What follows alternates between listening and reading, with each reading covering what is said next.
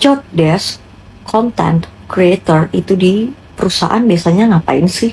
Nah, ini aku pernah tanya ke teman aku yang kerjanya sebagai content creator di perusahaan. Aku udah pernah record di TikTok aku secara singkat, dan kali ini aku mau jabarin lebih lagi ya buat teman-teman di YouTube.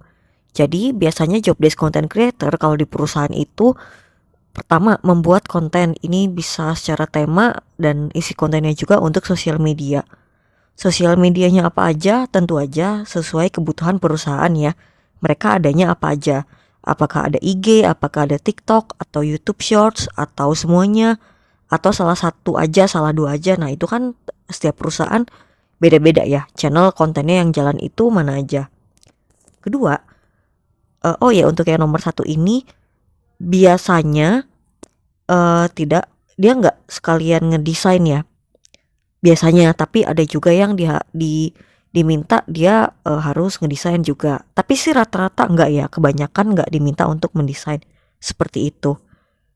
Kedua, membuat artikel di website perusahaan. Nah, ini kan konten-konten artikel di website perusahaan itu biasanya dibikin lah sama anak konten gitu.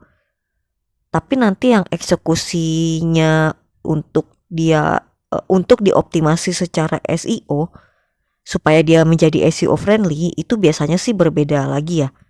Jadi dibikin sama anak konten, nanti dioptimasi sama orang SEO-nya gitu. Tapi ya balik lagi ke kebutuhan perusahaan, nggak menutup kemungkinan juga kalau ada yang minta dari si konten ini juga ngerti SEO, jadi bisa sekalian seperti itu. Tapi ya once again, rata-rata nggak sekalian ya, jadi rata-rata kebanyakan bikin konten aja, nanti yang optimasi SEO-nya itu beda bagian lagi lah gitu ibaratnya. Dan yang ketiga, membuat konten iklan digital, social media ads atau search engine marketing ads gitu ya. Ini bisa tema atau isi kontennya juga.